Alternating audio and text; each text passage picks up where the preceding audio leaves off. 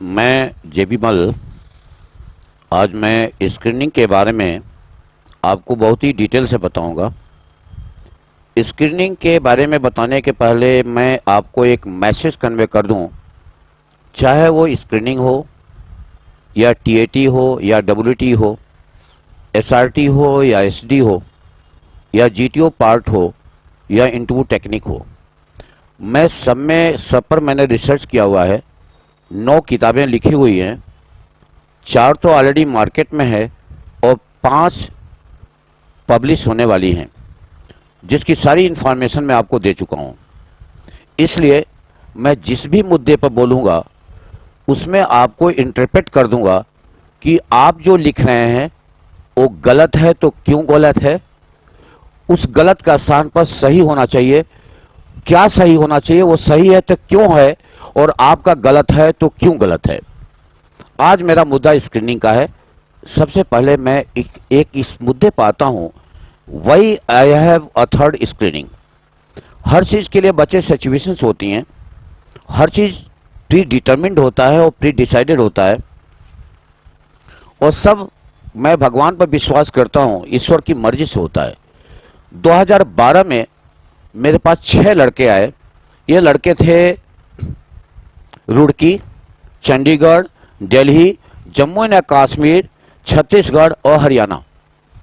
ये 6 लड़के most deserving थे, सब बीटेक थे, और 6 को मैं कमीशन देना चाहता था।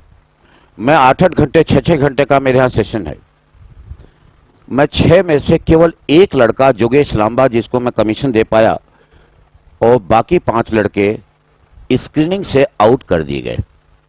मेरे इस 40 साल के अनुभव में इतनी किताबें लिखने के बाद, इतने गहन शोध करने के पश्चात मैं बिल्कुल सेटिस्फाइड नहीं हुआ कि वो 5 लड़के स्क्रीन आउट क्यों हुए। मैंने इस पर फिर रिसर्च की। रिसर्च करके पहला जो फैक्टर आया वो मेरे सामने आया कि ये स्क्रीनिंग है क्या। बच्चे, ये अनटेस्टेड हाइपोथेसिस है। मैं सेकेंड मुद्दे पर आता हूं कि इस स्क्रीनिंग का स्टेटस क्या है, इसकी स्थिति क्या है, इसका वर्तमान रवैया क्या है।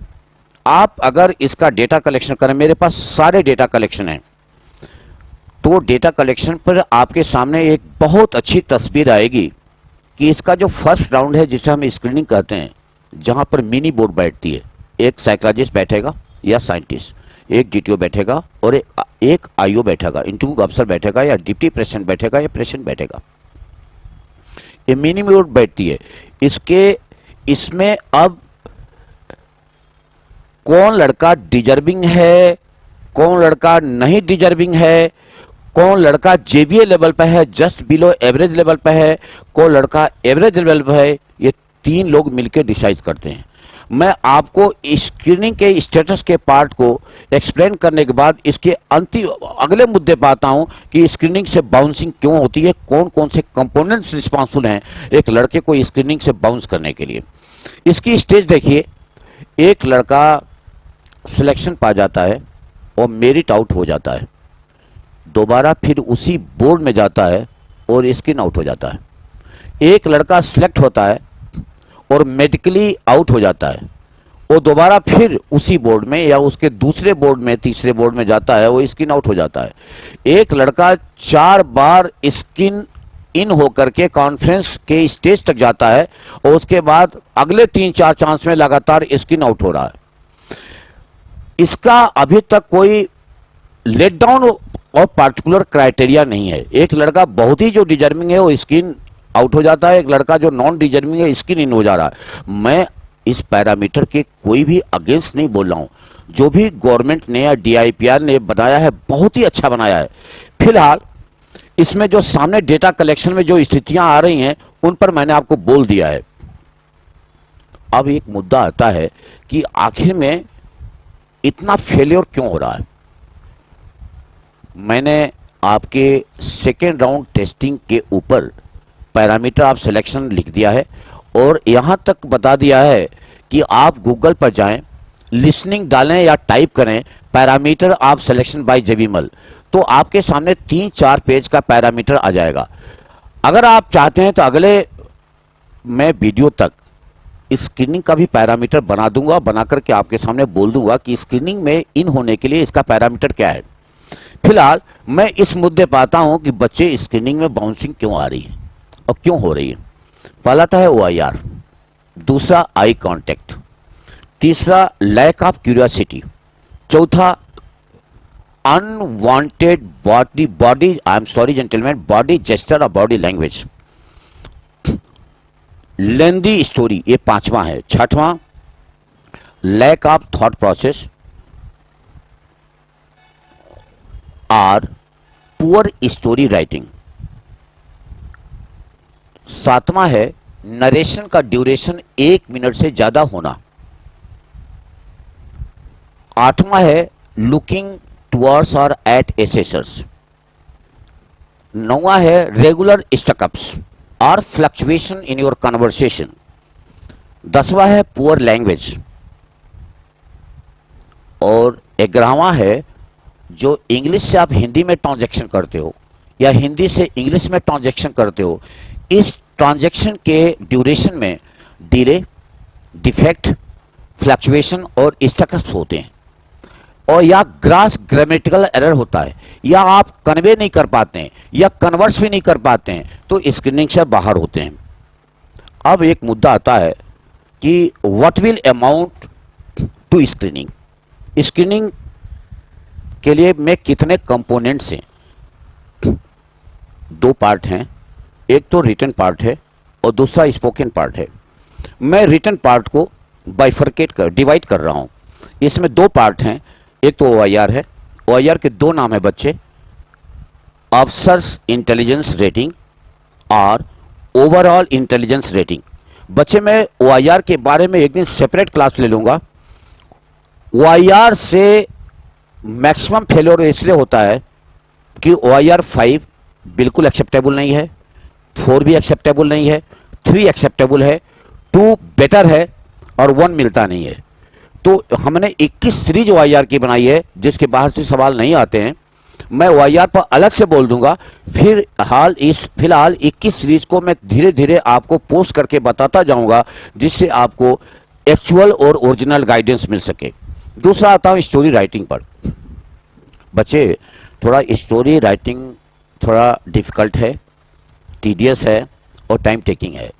इसमें बहुत कंपोनेंट्स काम करते हैं, लैंग्वेज भी काम करती है, थॉट प्रोसेस का लेवल काम करता है, कोहेरेंस काम करता है और सेंटेंस फॉर्मेशन भी काम करता है और इमेजिनेशन भी काम करता है और परसेप्शन का तो टेस्ट है ही है। मैं अगले बार भी बता दूंगा कि परसेप्शन और अपर सेशन में अंतर क्या होता है। तो स्टोरी राइटिंग में इतने फैक्टर हैं। स्टोरी राइटिंग के ऊपर मैं आपको एक सीन दिखा देता हूं जिसमें एक किसान आदमी, 2 किसान आदमी खेत में जा रहे हैं और इतना खेत में पानी भरा हुआ है कि वो अपने पैर के जूते को हाथ में लिया हुआ है, सर पर कुछ पोटली रखे हुए। इस पर बच्चे मैं 3 प्रकार की स्टोरी बनाया हूं, जरा तीनों प्रकार को सुन लीजिए और अपनी अब समस्या भी सुन लीजिए। आप सारे वीडियो वॉच कर रहे हैं, मेरे स्टूडेंट्स के भी वीडियो आ रहे हैं, मैं उनको धन्यवाद देता हूं, आप उनकी बात भी सुन लें। जहां आपको एक्यूरेसी दिखाई दे, जहां आपको एक्चुअल एजुकेशन दिखाई दे, आप उसको सुने। आप फ्री हैं। देखिए बच्चे, कोई आदमी फास्ट नरेटर होता है, कोई मीडियाकर होता है, कोई स्लो नरेशन करता है। ध्यान रखें, समय 1 मिनट का है। ये उनके डिस्कशन पर है। 1 मिनट को 50 सेकंड भी कर सकते हैं, it depends on your projection level. और 1 मिनट के समय को 1 मिनट 10 सेकंड भी कर सकते हैं, 1 मिनट 20 सेकंड भी कर सकते हैं। लेकिन आपके लिए सेफ साइड यह है कि आप अपने नरेशन को 1 मिनट में करें और 55 सेकंड की प्रैक्टिस करें। इसके लिए आपको करना क्या होगा, अगर आप फास्ट नरेटर हैं, फास्ट स्पीकर हैं, तो थोड़ी स्टोरी बड़ी भी हो सकती है। वो बड़ी स्टोरी भी आपको दे रहा हूं इसी सिचुएशन पर। अगर आप मीडियाकर हैं तो बड़ी से और छोटी के मध्य की स्टोरी दे रहा हूं कि आप इतने लाइन की स्टोरी लिख दें आप, क्योंकि आप नरेशन में मीडियाकर हैं। और अगर आप बहुत ही स्लो स्पीकर हैं, सबसे छोटी स्टोरी भी लिख दे रहा हूं, लिख करके आपको बता दे रहा हूं। ये तीनों स्टोरी बिल्कुल ही एक्सेप्टेबल हैं, इसमें कोई घबराने की बात नहीं है। अब जो अगला मुद्दा आता है नरेशन पर और GD ऑन PPDT पर। बेटे ये स्पोकन पार्ट है। मैंने आपको पहले बताया था कि स्क्रीनिंग में 2 पार्ट हैं, एक तो रिटन पार्ट है, एक स्पोकन पार्ट है। रिटन पार्ट में 2 आता है, OIR आता है और स्टोरी राइटिंग आती है। स्पोकन पार्ट में 2 आता है, नरेशन आता है और GD on PPDD, group discussion on picture and perception and description test. तो नरेशन पर मैं बाद में बात करूंगा, क्योंकि नरेशन बहुत ही एक लेंदी प्रोसेस है। इसमें बहुत कंपोनेंट्स हैं, बहुत ही टेक्निक इन्वॉल्व करती हैं। मैं नरेशन करके आपके सामने खुद दिखाऊंगा।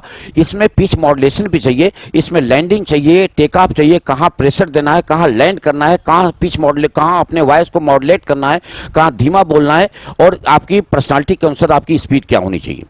आज मैं इतना ही आपको बता दे रहा हूं कि सीन मैं दिखा देता हूं, और सीन दिखाने के बाद उसमें 3 स्टोरी आप पढ़ लें और पढ़ करके उसको 1 मिनट में नरेट कर दें, और सीन के बगल में उसका सेक्स, एज और मूड मैंने डिटरमिन करके आपको दिखा दिया है, और उसके आगे मैंने एक्शन आपको दिखा दिया है।